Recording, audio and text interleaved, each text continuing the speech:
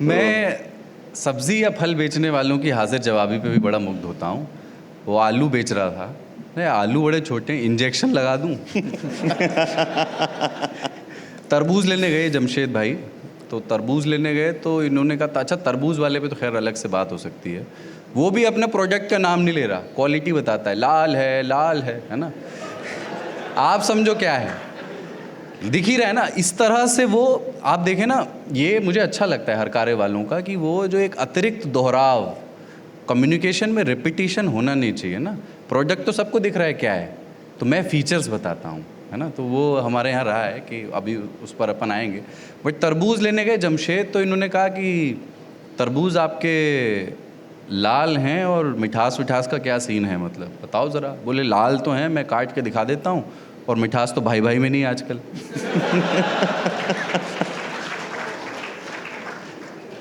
लेकिन ये तब बोल दिया था जब इनकी भाई से बन नहीं रही थी, ये तरबूज वाले को मालूम नहीं था।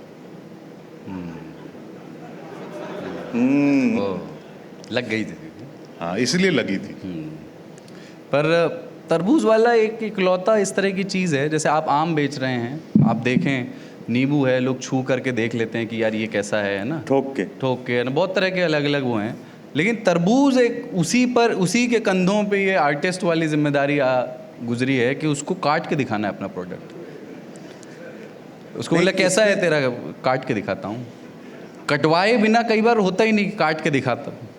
उसमें कुछ लोग होशियार होते हैं वैसे। मैंने अक्सर देखा है कुछ लोग ना उसको उठा के और ठोकते हैं।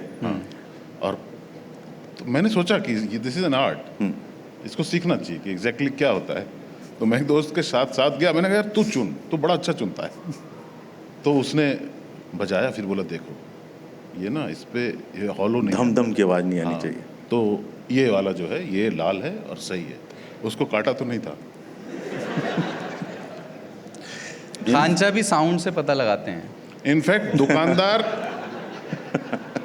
दुकानदार ये देखकर पता कर लेता है कि कौन समझदार है। अगर कोई भी आदमी तरबूज के दुकान पे उसको बजाता हुआ दिखे वो समझ जाता है, वो इनकरेज करता है। कर तू ले जा, मेरे छटेंगे। अच्छा, जब उनसे कि भैया अच्छा देना, जानबूझ को खराब वाला उठा के देगा, अच्छा है तो आपको लगे थैंक यू, घर जाके काटो, खेल खराब। पर हरकारा लगा करके बेचने वालों में, जैसे ये जो फीचर वाली बात है ना, कि जैसे मेरी गांव की जब मैं छुट्टियों में जाता था, उसमें स्मृति है कि जो दूध मलाई कहते हैं ना जिसको, दरअसल वो बर्फ आइसक्रीम होती है ना, उसको दूध मलाई कह के बेचते हैं पूर्वी उत्तर प्रदेश के इलाकों में। तो वो आता था तो वो क्या बेच रहा है ये नहीं बोलता था, वो बोलता था ठंडे, है ना। तो, और फिर धीरे धीरे आपको मतलब एक अंदाज़ा था कि ये ठंडी बेचने वाला। या एक सब्ज़ी वाला आता था हमारे यहाँ, जिसने पता नहीं क्यों ये तय किया था कि मैं सिर्फ हरी सब्जियाँ बेचूंगा, लीफी वेजिटेबल्स। वो आलू प्याज और लहसुन नहीं, सब्जियाँ हरी होती हैं पर हाँ मतलब सब्जी आलू सब्जी नहीं होती। हाँ वो तरकारी नहीं, हाँ तो वो सब्जियाँ मतलब लीफी वेजिटेबल्स। यार ये उर्दू वाले लोगों के साथ ताऊ सही लेते हैं यार। तो वो बेचता था, और वो उसकी ये थी आदत कि थोड़ा चिड़चिड़ा था वो, लेकिन उसकी आदत थी, वो बेचता था हरा हरा हरा हरा कलर ही मेरा प्रोडक्ट है, हरा हरा हरा, तो ऐसे बेचता था। ऐसे इस तरह के कुछ याद हैं आपको कि जो बहुत टिक्की वाला एक याद है मुझे, उसके दो बुलाने के तरीके थे कि वो अपना चिमटा उस पर मारता था, उसकी आवाज़ आती थी, और वो बोलता था करारी।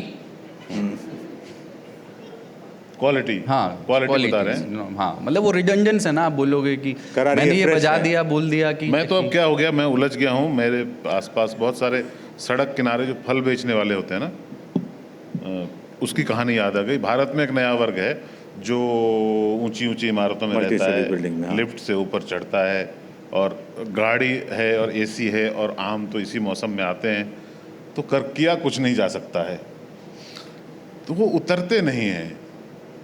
वो ठेला वाला सड़क के किनारे, उसका काट होता है, उसके किनारे लगाते हैं और यहाँ से खिड़की खोलते हैं, और ये उसको चला रहे हैं और वो उसको चला रहा है, दोनों को ये पता है ये राज क्या है, लेकिन मजबूर है। वो अपनी छतरी से बाहर नहीं जा सकता, ये अपनी एसी से बाहर नहीं जा सकता। तो ये कहता है उसको, सुनो लंगड़े आ गए हैं? हाँ भैया आ गए। कब के आ गए आप? तो 2 किलो पैक कर देना, दबे हुए मत देना। पिछली बार सारे दबे हुए निकले थे, मैं वापस आ जाऊंगा। डरा भी रहा उससे, डरा रहा है उसको। वो पहचान रहा है कि ये कभी नहीं आया मेरे पास, ये फॉल्स दे रहा है। तो वो चुनता है चुने हुए दबे हुए। उसको पता है ये मनुष्य बाहर नहीं निकलेगा, इसको 22 डिग्री पे सेट है ये।